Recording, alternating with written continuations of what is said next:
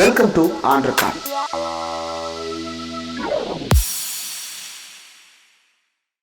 Welcome to on record. இன்றைக்கு நமக்கு நேர்காணலுக்காக சிறப்பு விருந்தினராக மூத்த பத்திரிகையாளர், அரசியல் திறனாய்வாளர் திரு தராசு ஷியாம் அவர்கள் இணைந்திருக்கிறார். அவர்கள் பேசலாம். சார் வணக்கம். சார் வணக்கம். எப்படி இருக்கீங்க? நல்லா இருக்கேன் சார். ஆனா நாட்டினுடைய எதிர்க்கட்சிகள் எல்லாரும் நல்லா இருக்காங்களா அப்படின்ற அந்த கேள்வியோட தான் இந்த நிகழ்ச்சியை தொடங்கணும்னு நினைக்கிறேன் சார். ஹேமந்த் சோரன் நேற்று இரவு கைது செய்யப்பட்டிருக்கிறார் சார். அவர் வாரண்ட்ல கூட கையெழுத்து போட மாட்டேன் அப்படின்னு சொல்லிட்டு இடியே அவரை ராஜ்பவனுக்கு கூட்டு போய் ரெசிக்னேஷன் கொடுக்க வச்சு கைது பண்ணிட்டு போயிருக்காங்க. இதை எப்படி பாக்குறீங்க சார்? இந்திரகுமார், இதை நம்ம முதல்ல புரிஞ்சுக்கிறதுக்கு அந்த ஜார்க்கண்ட் அரசியலையும் புரிஞ்சுக்கிடணும். ஜார்க்கண்ட் பீகார் மாநிலத்திலிருந்து பிரிந்தது. ரெண்டும் சேர்த்து கிட்டத்தட்ட 60 எம்பி சீட், 55ல இருந்து 57 எம்பி சீட், 60ன்னு வச்சுங்களேன்.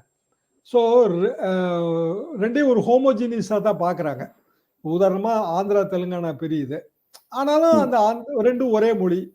ஆந்திரா தெலுங்கானாவையும் சேர்த்து 42 இப்படிதான் நம்ம கணக்குல எடுக்கிறோம். அப்போ யார் மத்தியில ஆட்சிக்கு வரணும்னு நினைக்கிறாங்களோ அவங்களுக்கு எந்த மாநிலம்லாம் முக்கியம்னா பீகார் ஜார்க்கண்ட் ஒரு யூனிட், உத்தரப்பிரதேச உத்தரகாண்ட் ஒரு யூனிட். இந்த 2 யூனிட்டும் சேர்ந்தா கிட்டத்தட்ட ஒரு 130 140 எம்பி. ஒரு பெரிய விஷயம் அது. அப்போ இந்த மாநிலங்களுக்குள்ள அரசியல் குழப்பங்களை ஏற்படுத்துவது காங்கிரஸ் கட்சியும் செஞ்சிருக்கு. நம்ம பிஜேபி மட்டும் குறை சொல்ல வேண்டியதில்லை. அரசியல் குழப்பங்களை ஏற்படுத்துவது, ஆட்சிகளை கவிழ்ப்பது, இது தொடர்ந்து நடந்துகிட்டே இருக்கு இந்திய அரசியல்ல. இப்ப என்ன ஆச்சுன்னா அது ஓவர் கில்லிங்கா மாறிடுச்சு. அதாவது நீங்களே குறிப்பிட்ட மாதிரி மாநில முதல்வர் அவரை கைது பண்ண போறாங்க. அவர் அந்த அரெஸ்ட் மெமோல கையெழுத்து போட மறுக்கிறார்.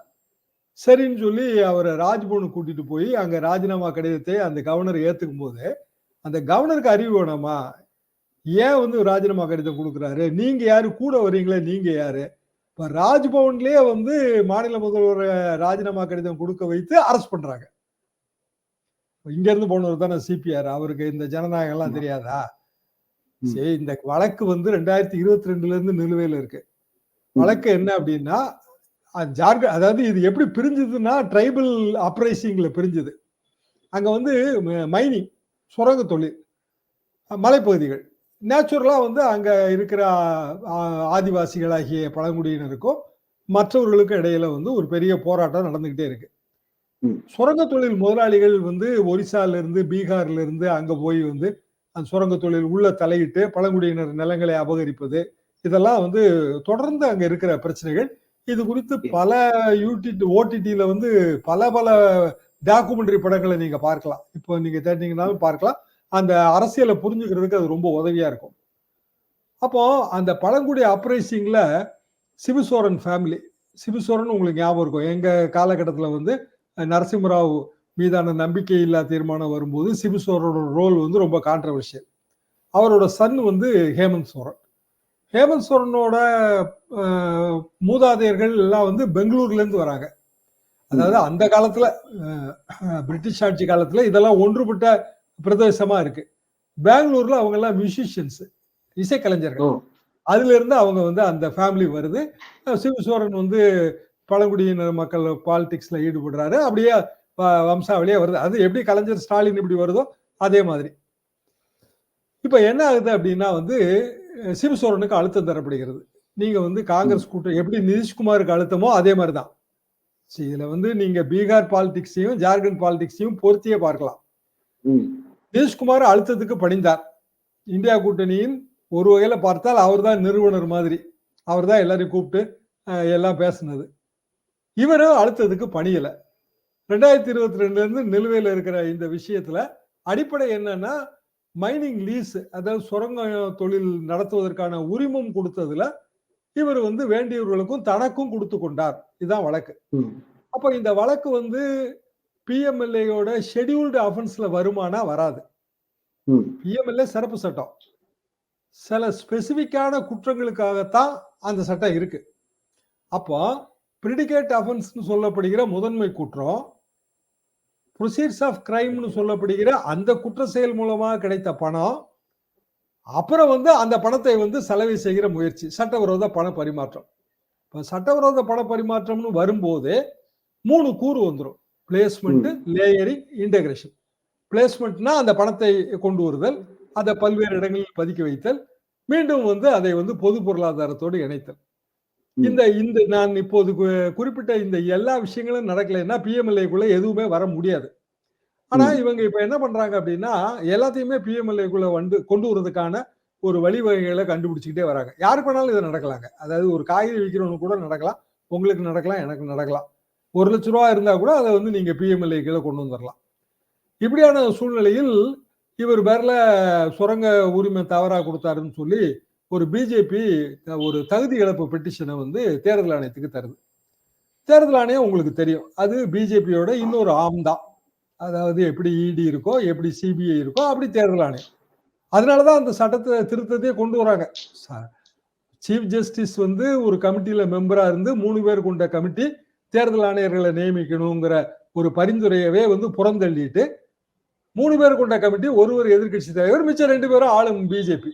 இப்படியான ஒரு விஷயம். ஏன்னா தேர்தல் ஆணையரை நீங்க இன்னைக்கு போஸ்ட் பண்ணிட்டீங்கன்னா அவர் அப்படியே வந்து ரிட்டையர் ஆகிற ஸ்டேஜ்ல தலைமை தேர்தல் ஆணையர் ஆகும்போது நம்ம ஆட்சியிலே இல்லாட்டா கூட நமக்கு சாதகமா தான் அவர் தீர்ப்பளிப்பார் என்கிற ஒரு பெரிய வலை, பெரிய வஞ்சக வலைங்க அது.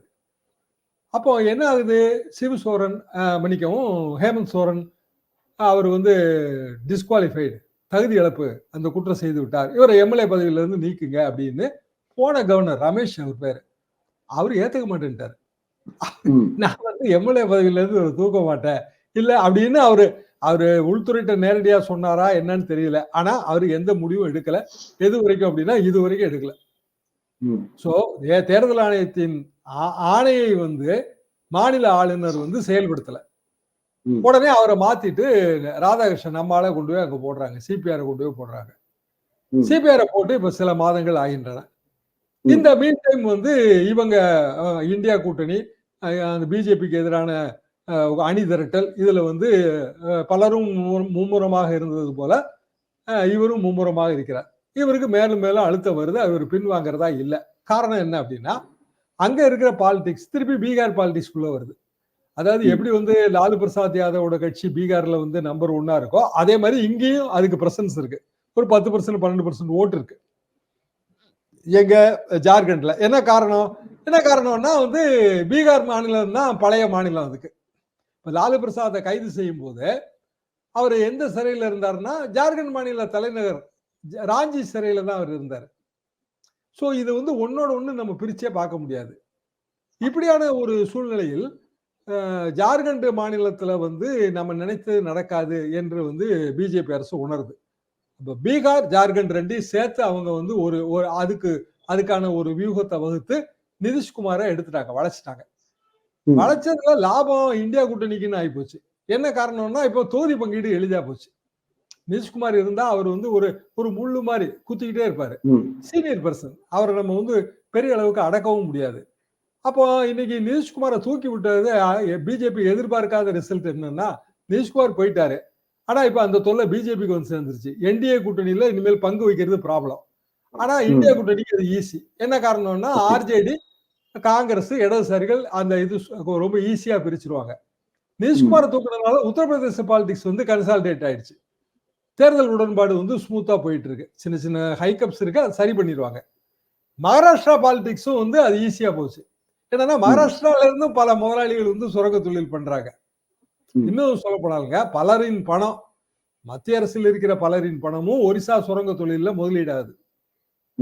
ஒரு ஆட்சி வந்தாதான் அதெல்லாம் நமக்கு வெளியில வருங்க. அந்த சுரங்க தொழில, ஒரிசா சுரங்க தொழில இருக்கிற பலரும் வந்து தமிழ்நாட்டை சேர்ந்தவங்க. ஒரு பெரிய லாபிங்க, இது சாதாரண விஷயம் இல்ல. இப்படியான ஒரு சூழ்நிலையில் இவர் எந்த அழுத்தத்துக்கும் பணியலன்ன உடனே இவர் மாற்று ஏற்பாடுகள் செய்ய ஆரம்பிக்கிறார். தன் மனைவியை வந்து கொண்டு வரணுங்கிறது இவரோட ஐடியா.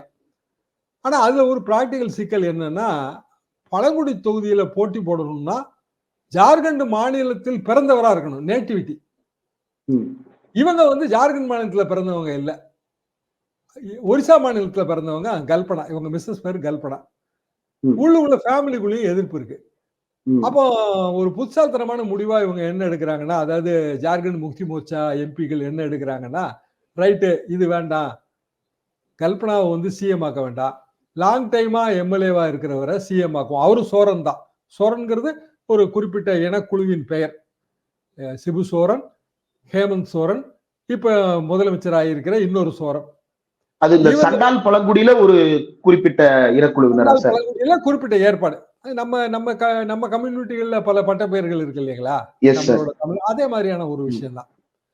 அப்போ அது வந்து பெட்டர் டிசிஷன்னு இவங்க வந்து இவங்களோட எம்எல்ஏ கூட்டத்துல இதை பேசுறது, அப்புறம் வந்து கல்பனா சோரன் வரமாட்டாங்க, கல்பனா ஹேமந்த் சோரன் வரமாட்டாங்க, இந்த பழையபடி வந்து அந்த பழங்குடி இனத்திலிருந்து ஒரு ப்ராப்பரான பழங்குடி இனத்திலிருந்து வர்றவர் தான் முதலமைச்சர்னு வந்த உடனே சரி அரசு பண்ணிட வேண்டியதுதான், இதுக்கு மேல இதை விட முடியாது, ஜார்க்கண்ட் வந்து கன்சால்டேட் ஆயிரும் என்கிற முடிவுக்கு வருகிறார்.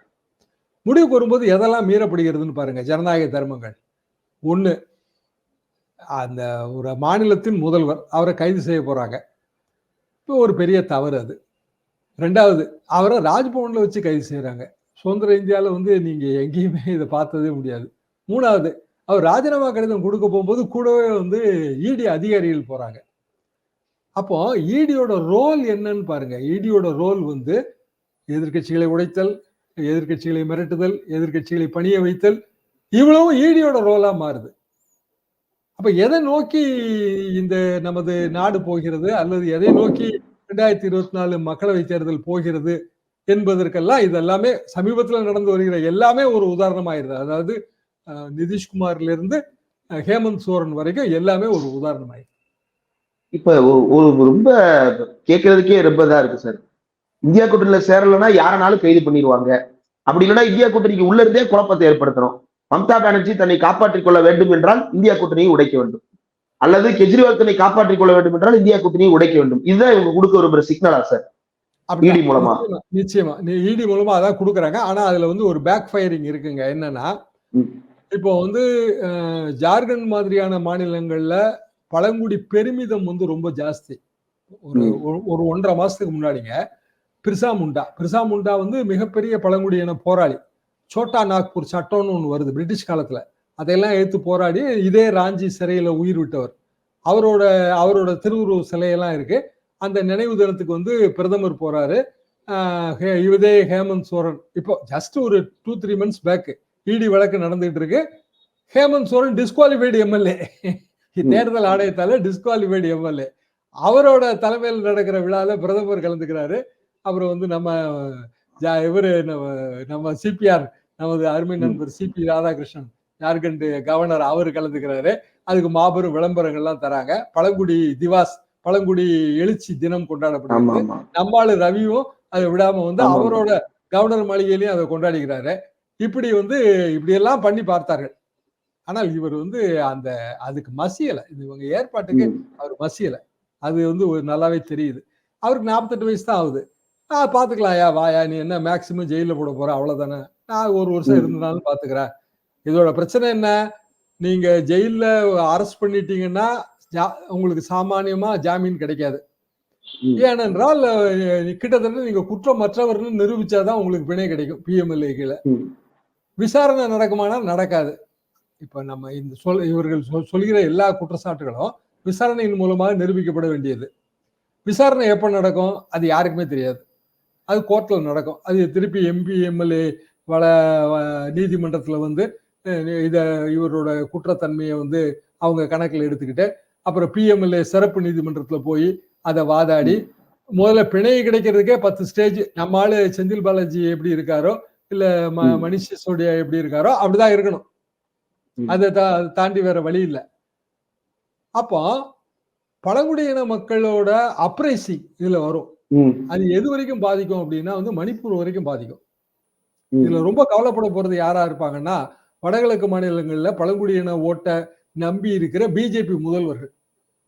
உதாரணமா அஸ்ஸாம், மேகாலயா, நாகாலாந்து, அப்புறம் வந்து மணிப்பூர் ஏற்கனவே அங்க ரொம்ப மோசமான நிலைமையில இருக்கு. இப்ப இதுல ஜார்க்கண்ட் சேருது. பீகார்ல மிச்சம் இருக்கிற பழங்குடி மக்களும் அதுல வந்து கொஞ்சம் சேருவாங்க. மத்திய பிரதேசத்துல அர்பன் டிரைபல் இருக்காங்க, அதாவது பழங்குடி மக்கள், ஆனால் அவர்கள் வசிப்பது நகர்ப்புற பகுதிகளில். பெரிய ஓட்டு வங்கி இருக்கு. அதனாலதான் அந்த இனத்தை சார்ந்தவர்களை எல்லாம் வந்து இப்போ மந்திரி சபையில அகாமடேட் பண்ணியிருக்காங்க, இந்த புதிய மந்திரி சபையில. சோ இது ஒரு பெரிய ஆக்சிஸ். பழங்குடியின மக்களின் ஓட்டு வங்கிங்கிறது வட இந்தியாவில் பெரிய ஆக்சிஸ். அது ஜார்க்கண்ட்ல இருந்து தொடங்குது, பீகார்ல இருந்து தொடங்குதுன்னு நீங்க வச்சுக்கலாம், மணிப்பூர்ல முடியுதுன்னு நீங்க வச்சுக்கலாம். இதெல்லாம் எய்ம் பண்ணித்தான் மீண்டும் ராகுல் காந்தியோட இந்த யாத்திரை இந்த பகுதி வழியா தான் வருது. இப்ப வந்து அவரு பீகாரை கிராஸ் பண்ணிட்டு இருக்காரு. அப்போ இதே சேம் ரூட் தான், மணிப்பூர்ல தான் தொடங்குறாரு, இப்படியே இதே பகுதி வழியா தான் வருது. ஆக ஒட்டுமொத்தத்துல வந்து வரவிருக்கிற மக்களவை தேர்தலுக்கான ஒரு பெரிய இண்டிகேஷன் எந்த அளவுக்கு இந்த ஃபைட் போகும் என்பதை இப்போது நம்மால் யூகிக்க கூட முடியல. ஓகே, நிறைவா ஒரு கேள்வி சார். ஒட்டுமொத்தமா எதிர்கட்சிகள் என்ன இப்ப நம்ம சட்ட விவகாரங்கள்லாம் கூட பேசுறதுல என்ன பயன் அப்படின்ற அளவுக்கு நகர்த்திட்டாங்க. ஷெட்யூல்ட் அஃபென்ஸ், பிரெடிகேட் அஃபென்ஸ், எதை பத்தி எந்த கவலையும் இல்லை. எல்லா அமைப்புகளின் மூலமாகவும் இந்தியா கூட்டணிக்கு எதிரான தாக்குதல் அப்படின்றது எல்லா பக்கம் நடந்து கொண்டே இருக்கிறது. எலெக்ஷன் ப்ராப்பரா நடக்குமா சார்? ஏன்னா சண்டிகர்ல நடந்தது அப்படி, அந்த காட்சி வந்து இன்னும் மறக்க முடியல, அந்த சிசிடிவி ஃபுட்டேஜ். தேர்தல் வந்து நடந்துதான் ஆகணும். காரணம் என்னன்னா, அகில இந்திய அரசியல் இது ஒரு புறம் இருந்தாலும் குளோபல் பாலிடிக்ஸ்னு ஒண்ணு இருக்கு, அதாவது உலக அரசியல்னு ஒண்ணு இருக்கு. அந்த உலக அரசியல்ல ஜனநாயக நாடுகள் இந்தியாவை பார்த்துக்கிட்டே இருக்கு. இந்தியா வந்து வளர்ந்து வருகிற பொருளாதாரம். வளர்ந்து வருகிற பொருளாதாரம்னா நம்ம பொருளாதாரம் பல நாடுகளை சார்ந்தது தான். இப்ப இன்னைக்கு இருக்கிற குளோபல் வில்லேஜ்னு சொல்ற கான்செப்ட்ல உலகமே ஒரு கிராமமான நிலைமையில ஒரு நாடு மட்டும் தனித்து இயங்க முடியாது. எல்லா நாடுகளையும் சார்ந்துதான் எல்லா நாடுகளின் வளர்ச்சியும். அப்போ இந்தியா ஒரு கட்டத்துல ரொம்ப சர்வாதிகாரமாக நடந்து கொள்கிறார்கள். இப்ப அபுதாபியில வந்து பிரைம் மினிஸ்டர் வந்து ஒரு இந்து கோவிலை திறந்து வைக்கிறார். ஞானபாபி மசூதியின் பேஸ்மெண்ட்ல இந்து மத அடையாளங்கள் இருக்கின்றன, நீங்க அங்க பூஜை நடத்திக்கிடலாம்னு சொல்லி ஒரு ஜட்ஜி ஆர்டர் போடுறாரு. ஆர்டர் போடுற அன்னைக்கு அவர் ரிட்டையர்மெண்ட் ஆகிறாரு. வழக்கு மீண்டும் மேல அப்பீலுக்கு போகுது. அப்போ வழிபாட்டு தலங்களை அழித்துத்தான் புதிய வழிபாட்டு தலங்கள் கட்டப்பட்டிருக்கின்றன உலகெங்கிலும். ஒரு ஐரோப்பா மாதிரியான ஒரு நாடை எடுத்துக்கிட்டீங்கன்னா, இன்றைக்கு நம்ம பார்க்கிற 400 வருடம் பழமையான சர்ச்சுகள் எல்லாமே பழைய மதங்களின் வழிபாட்டு தலங்கள் மீது தான் எழுப்பப்பட்டிருக்கின்றன. அது வந்து உலக சரித்திரத்தின் ஒரு பகுதி. தமிழ்நாட்டே நீங்க எடுத்துக்கிட்டீங்கன்னா ஏராளமான சமண எச்சங்களின் மீது தான் வந்து சைவ வைணவ திருக்கோயில்கள் இருக்கின்றன. அப்ப அதெல்லாம் நீங்க மாத்தி அமைக்க முடியுமா சரித்திரத்தின் போக்கை? அப்படி மாத்தி அமைக்க ஆரம்பிச்சீங்கன்னா எத்தனை இதை நீங்க மாத்த வேண்டியது வரும்? இது போக நம்ம ஏற்கனவே வழிபாட்டு தலங்கள் சட்டம் வச்சிருக்கிறோம். அதாவது பாபர் மசூதி இடிக்கப்பட்ட உடனே நரசிம்மராவ் ஆட்சி காலத்திலேயே அது வந்துருச்சு. சுதந்திர இந்தியாவில் சுதந்திரம் பெற்ற போது என்னென்ன அமைப்புகள் எப்படி எப்படி இருந்ததோ அதே மாதிரிதான், எக்ஸப்ட் அயோத்திக்கு மட்டும் விதி விலக்கு, மற்ற எல்லாமே பழைய மாதிரி தான். புதிய பிரச்சனைகளை கிளப்பக்கூடாதுங்கிறதா சட்டமே. ஆனா அதையும் புறந்தள்ளி வந்து இப்போ வந்து சர்ச்சைகள் கிளப்பப்படுகின்றன. இது எல்லாமே வந்து உலக நாடுகளின் கவனத்தையும் ஈர்த்திருக்கின்றன. அதையும் நம்ம இதுல பார்க்கணும். அப்படி பார்க்கும்போது நாம் பயப்படுகிற மாதிரி பெரிய அளவுக்கு தேர்தல் முறைகேடுகள் நடப்பதற்கு வழி இல்லை. ஆனால் மக்கள் வந்து இதை ரொம்ப தீவிரமாக ஆழ்ந்து ஆலோசிக்கணுங்க. எப்படி இந்திரா காந்தியின் சர்வாதிகாரத்துக்கு எதிராக மக்கள் கிளர்ந்து எழுந்தார்களோ, ஒரு பெரிய சைலண்ட் மௌன புரட்சி நடந்ததோ, அப்படி ஒரு மௌன புரட்சி இந்தியாவில் நடக்க வேண்டும். பொறுத்திருந்து பார்ப்போம் மக்கள் கையில் முடிவுகள். இவ்வளவு நேரம் ஒதுக்கி இந்த நேர்காணல் தந்ததற்கு மிக்க நன்றி சார்.